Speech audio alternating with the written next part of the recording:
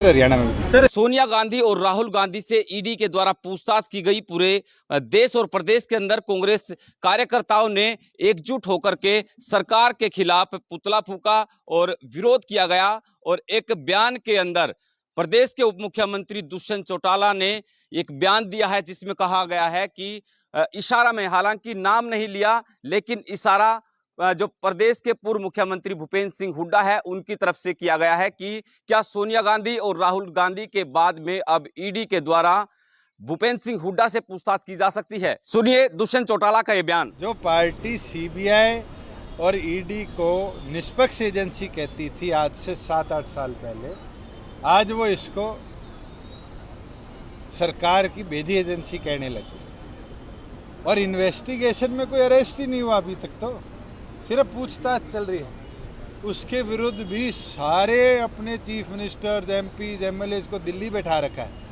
ये घबराहट दिखाती है चोरों के मन में। अगर चोरी नहीं करी तो फिर डरने का कोई उद्देश्य नहीं बनता।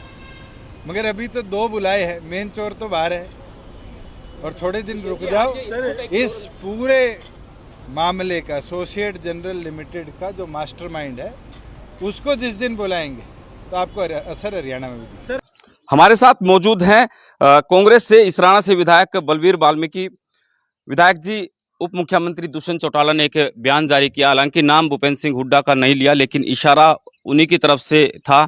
उन्होंने कहा कि सोनिया गांधी से और राहुल गांधी से पूछताछ कर रही है, तो कांग्रेस को आखिरकार क्या परेशानी है, और चोर तक जो है कांग्रेसियों को बताया उन्होंने। पहले तो मैं उप मुख्यमंत्री जो दुष्यंत चौटाला जी है उनके बयान की निंदा करता हूं, क्योंकि उन्हें उप मुख्यमंत्री के पद पर होते हुए इस प्रकार की भाषा नहीं बोलना चाहिए। किसी भी नेता को चोर कहना ठीक नहीं है। और मैं मानता हूं कि इस प्रदेश के अंदर कौन चोर है ये जनता पहले भी जान चुकी है, किस किस के छीन चोरी में आए हैं, और दुष्यंत चौटाला भी अच्छी तरह से जानते हैं। और ये जो आप कह रहे हो कि वो कांग्रेस के नेता की ओर इशारा कर रहे हैं, आपने बताया कि वो पूर्व मुख्यमंत्री चौधरी भूपेंद्र सिंह हुड्डा की तरफ इशारा कर रहे हैं। मैं आपको बताना चाहता हूं कि दुष्यंत चौटाला जी भी और भाजपा भी, दोनों पार्टियां बौखला गई हैं। उन्हें डर है कि आने वाला जब भी हरियाणा के अंदर विधानसभा का चुनाव होगा, चौधरी भूपेंद्र सिंह हुड्डा के नेतृत्व में कांग्रेस की सरकार बनेगी और इनका टोया टोया एमएलए कहीं कहीं मिलेगा। ये बुखड़ा गए हैं। चौधरी भूपेंद्र सिंह हुड्डा और चौधरी दीपेंद्र सिंह हुड्डा की बढ़ती हुई लोकप्रियता को देखकर इनका दिमाग ठीक से काम नहीं कर रहा है। ये राजनीतिक द्वेष की भावना से काम कर रहे हैं। और मैं ये भी मानता हूँ कि दुष्यंत चौटाला जी कह रहे हैं कि भाई 8 साल पहले इसे जांच एजेंसी बताते थे, आज कहते हैं एजेंसी सरकार के प्रभाव में काम करती है। ये बात ठीक है कि एजेंसी थी, ये जब थी जांच सही करती थी तो उस समय देश के अंदर कांग्रेस का राज था। प्रधानमंत्री मनमोहन सिंह जी थे, या उनसे पहले जब भी कोई भी एक भी नेता ऐसा नहीं आएगा आपके सामने कि जो ये कहे कि कांग्रेस के समय में किसी के साथ इस एजेंसी ने, ईडी ने किसी के खिलाफ गलत किया हो। परंतु जब से भाजपा की सरकार है, इन्होंने देश के नेताओं के ऊपर गलत तरीके से ही अपनी ताकत से अपना तानाशाही रवैया अपनाकर ही ये काम करते हैं, पूरे देश के सामने है। और आने वाले चुनाव में इन्हें इसका फल भोगना पड़ेगा। जनता इन सरकारों के खिलाफ फैसला लेगी, कांग्रेस के पक्ष में वोट देगी। और मैं आपको बता रहा हूं कि ये पहले से मन बनाते हैं, इसलिए सरकार की जो ईडी एजेंसियां हैं प्रभाव में काम करती है, क्योंकि इन्होंने, मुझे लगता है कि पहले ही मन बना लिया है किसके खिलाफ क्या करना है। नहीं तो इन्हें क्या पता है कि ईडी कहाँ क्या करने वाली है। तो मैं मानता हूं ईडी इनके इशारे पर ही चलती है, तब जाकर ये पहले ही नाम जैसे बता रहे हैं, तो मुझे लगता है ये पहले ही अपना ग्राफ तैयार करते हैं अब किसके ऊपर तानाशाही रवैया अपनाना है। परंतु कांग्रेस पार्टी का कार्यकर्ता ना इनकी ईडी से डरने वाला है, ना इनसे डरने वाला है। हम डटकर मुकाबला करेंगे और इन्हें मुंह की खानी पड़ेगी। और मैं बता रहा हूँ, 1-2 उदाहरण के सामने हुआ है। किसानों के खिलाफ देश की भाजपा सरकार, हरियाणा प्रदेश में भाजपा और जसपा सरकार 3 काले कानून किसान के खिलाफ लेकर आई। हरियाणा विधानसभा में विपक्ष के नेता चौधरी भूपेंद्र सिंह हुड्डा, कांग्रेस के तमाम विधायकों ने ये कहा था। चौधरी भूपेंद्र सिंह हुड्डा ने विधानसभा में और चौधरी दीपेंद्र सिंह हुड्डा ने राज्यसभा के अंदर कहा था, ये 3 जो कानून आप लेकर आए, ये काले कानून है, ये किसान को बर्बाद करेंगे। परंतु ये कह रहे थे इनसे अच्छा कानून कोई नहीं है। चौधरी भूपेंद्र सिंह हुड्डा ने और चौधरी दीपेंद्र सिंह हुड्डा ने ये ठोक ठोक कर विधानसभा और राज्यसभा के अंदर कहा था, ये कानून चलने वाले नहीं है, ये वापिस होंगे। और देश के प्रधानमंत्री को ये तीनों काले कानून भाजपा जसपा सरकार को वापिस लेने पड़े और देश के प्रधानमंत्री को हाथ जोड़कर ऐसे जनता के सामने माफी मांगनी पड़ी थी। मैं फिर आपको बता रहा हूं, इन्हें ये जो ईडी कार्य जो कर रहे हैं, जनता के सामने इन्हें हार माननी पड़ेगी और लास्ट में ये हाथ जोड़कर जनता के सामने माफी मांगेंगे। मैं आपके माध्यम से आज कहना चाहता हूँ। बीजेपी की सरकार है तो आप लोग ये कह रहे हैं कि जो सीबीआई है, ईडी है, सरकार के द्वारा भेजी गई एजेंसी है, नाजायज कांग्रेस के नेताओं को और दूसरे जो विपक्षी पार्टियां उनके नेताओं को परेशान कर रही है। लेकिन वही एजेंसियां जब कांग्रेस की सरकार होती है तो निष्पक्ष जांच करती है। आपका ये कहना है?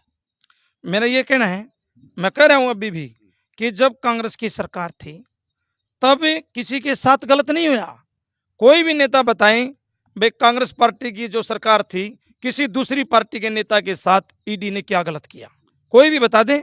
और जब से भाजपा की सरकार देश के अंदर है, प्रदेश के अंदर है, कितने छापे, कितने लोगों को नाजायज तरीके से तंग किया जा रहा है, ये सब कुछ आपके सामने है, पूरा देश जान रहा है। दिल्ली के उप मुख्यमंत्री के यहाँ भी छापेमारी की एफआईआर दर्ज होगी, 2 अधिकारियों के खिलाफ भी एफआईआर दर्ज की गई, उसमें सीबीआई जांच कर रही है। मैं ये दिल्ली की बात नहीं है, कहीं भी ले ले, जो इनके खिलाफ आवाज उठाएगा और जो भाजपा और जसपा को हराने का काम करेगा, इनको ये लग जाएगा कि ये तुम्हें कभी भी आगे नहीं आने देंगे, तो ये उसके खिलाफ ऐसे ही करेंगे, हर जगह करेंगे। ये काफी जगह भी ऐसे करते आ रहे हो और मुझे लगता है जब लग इनकी सरकार होगी ये ऐसे ही करेंगे। सोशल मीडिया पे एक मैं मैसेज देख रहा था कि भाई ये भी एक रिकॉर्ड ही बनाया है भारतीय जनता पार्टी ने कि पिछले 8 सालों में 6 सरकारें तोड़ चुके हैं, प्रदेश सरकारें। ये मैं बता तो रहा हूं, इनका तानाशाही रवैया है। इनको तो कुर्सी चाहिए, जनता के हित की बात कोई नहीं है। सरकार तोड़ना, एमएलए खरीदना, किसी प्रकार का लालच देना, ईडी का प्रभाव डालना, सीबीआई का प्रभाव डालना, ये किसी भी तरीके से कोई भी तरीका अपनाकर तानाशाही रवैये से सरकार तोड़ने का काम करते हैं। परंतु जब वोट टलेगी इनके खिलाफ फैसला आएगा। बुजुर्गों की पेंशन काटी जा रही है, बंद की जा रही है। और एक 2-3 दिन पहले एक मैसेज था कि जो ट्रेन के अंदर 1 साल तक का बच्चा है उसका भी किराया जो है वो लिया जाएगा, वसूला जाएगा। और रेलवे के जो अधिकारी है, रेल मंत्री के द्वारा पिछले दिनों ये भी कहा गया था कि जो बुजुर्गों को छूट दी जाती थी, यात्रा के दौरान टिकट में छूट दी जाती थी, और उनकी तरफ से कहा गया था कि और ज़्यादा बोझ जो है रेलवे नहीं उठा सकती, यानी सांसदों का, विधायकों का तो बोझ उठा सकती है सरकार। पेंशन उनको मोटी मोटी दे रही है, बहुत सारे भत्ते भी मिलते हैं, लेकिन क्या जो वोटर हैं, जो लोग उनको चुनते हैं, सरकार बनाते हैं, वो उनके लिए बोझ हो गए आज के टाइम में? ये इनकी सोच है। जैसे हमने अपने घोषणा पत्र में कहा था, चौधरी भूपेंद्र सिंह हुड्डा ने कांग्रेस के घोषणा पत्र में था कि हमारी सरकार, जब 2019 का चुनाव था कि हमारी सरकार आती है तो हम बुजुर्गों की पेंशन 5100 रुपये करेंगे। इन्होंने भी कहा था हम 5100 रुपये करेंगे, परंतु इन्होंने तो घटाने का काम किया। और जो ये पेंशन जो काटते हैं, लोगों की बुढ़ापा जो पेंशन काटते हैं, ये गलत काटते हैं, क्योंकि ये परिवार की आमदनी से जोड़ते हैं, ये गलत है। आमदनी, मान ली किसी के पास 2 लड़के हैं, हो सकता है उनकी आमदनी ज़्यादा हो परंतु वो अपने माता पिता को पानी का गिलास भी ना दें। और ये जो पेंशन है, ये बुढ़ापा जो पेंशन है, ये बुजुर्गों का मान सम्मान था, मान सम्मान किया गया था, ये गलत तरीके से काट रहे हैं। और जो आप रेल के किराए की जो बात कह रहे हैं, आप ये मानो कि पहले भी तो देश चलता था, पहले भी तो देश तरक्की कर रहा था। इनके आने से तो कोई ऐसी बात भी नहीं आई कि हरियाणा में और देश में इन्होंने कुछ किया हो।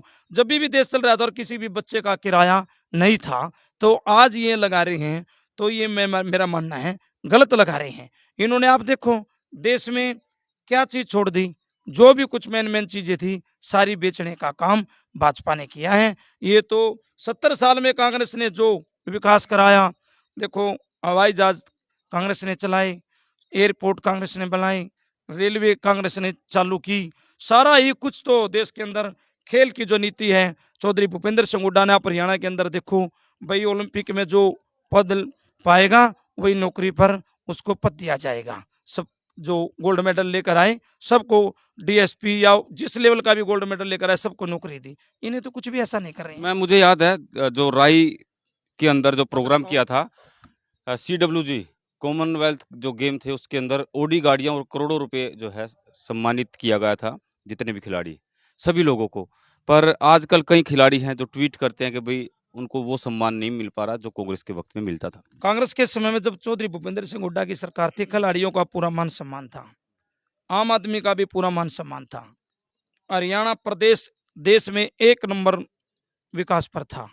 आज सभी खिलाड़ी, हमारे भाई बहन जो खिलाड़ी हैं गोल्ड मेडल लेकर आते हैं, तो आज वो सब चौधरी भूपेंद्र सिंह हुड्डा को याद करते हैं कि चौधरी भूपेंद्र सिंह हुड्डा ने खिलाड़ियों के लिए बहुत अच्छी नीति बनाई थी और ये सरकार ने खिलाड़ियों के लिए कुछ भी नहीं किया है। आखिरी सवाल लूंगा कि कुलदीप बिश्नोई के जाने से कितना नुकसान होगा कांग्रेस को, और परसों सोनाली फोगाट जो है उनसे मुलाकात की है।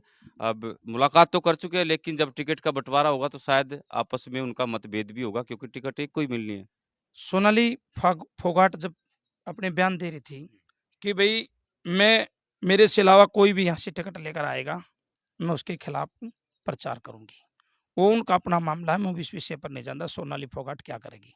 परंतु मैं बता रहा हूँ, कुलदीप बिश्नोई के जाने से कांग्रेस को कोई भी नुकसान नहीं है और भाजपा को कोई भी फायदा नहीं है, क्योंकि कुलदीप बिश्नोई कई पार्टी बदल चुके हैं और मेरा तो ये भी मानना है कि शायद चुनाव तक कुलदीप बिश्नोई ने जो पार्टी ज्वाइन की है शायद वो उसमें वहां तक ना भी रहे, किसी और दूसरी में ही चला जाए, उसका कोई स्टैंड नहीं है। लोग, आखिरी सवाल लूंगा, एक लोगों के अंदर ये चीज है कि अंदर कांग्रेस है, भूपेंद्र सिंह जैसे हैं प्रदेश अध्यक्ष, उन्होंने मर्जी से बनवाए, थोपते हैं वो जो आला हाईकमान है उनके ऊपर जबरदस्ती प्रेशर करते हैं और उनको प्रेशर ये दर्शाया जाता है कि भाई अगर जो कांग्रेस को, हरियाणा कांग्रेस के अंदर कुछ प्रेशर कर दिखाना है तो भूपेंद्र सिंह हुड्डा को नजरअंदाज किया जा सकता है, हुड्डा की मौजूदगी में ही होगा जो भी चीजें होगी। मैं आपको बता रहा हूँ 10 साल हरियाणा के अंदर भूपेंद्र सिंह हुड्डा मुख्यमंत्री रहे, कांग्रेस की सरकार थी। चौधरी भूपेंद्र सिंह हुड्डा ने 36 बिरादरी के लिए काम किया, हरियाणा 1 नंबर पर पहुंचाने का काम किया। उसके विकास कार्यों को देखकर हरियाणा की जनता चौधरी भूपेंद्र सिंह हुड्डा को आज याद करती है। इन्होंने 8 साल याद कर कोई के हित का करने का काम इन्होंने नहीं किया है। भूपेंद्र को बिजली पूरी दी। आप देखो, मैं बता रहा हूँ, किसान के पक्ष की बात आपने बता दूं, चौधरी भूपेंद्र सिंह हुड्डा जब आए, खेतों की, ट्यूबवेलों की और गांव की लाइन एक होती थी। बड़े दुखी थे, गांव वाले भी दुखी थे और किसान थे, खेत वाले भी दुखी थे। चौधरी भूपेंद्र सिंह हुड्डा ने कितना अच्छा काम किया, खेतों की लाइन अलग की और गांव की लाइन। गांव की सरकार ने क्या काम किए पूरे, या फिर लोगों से किए गए वायदे रह गए अधूरे?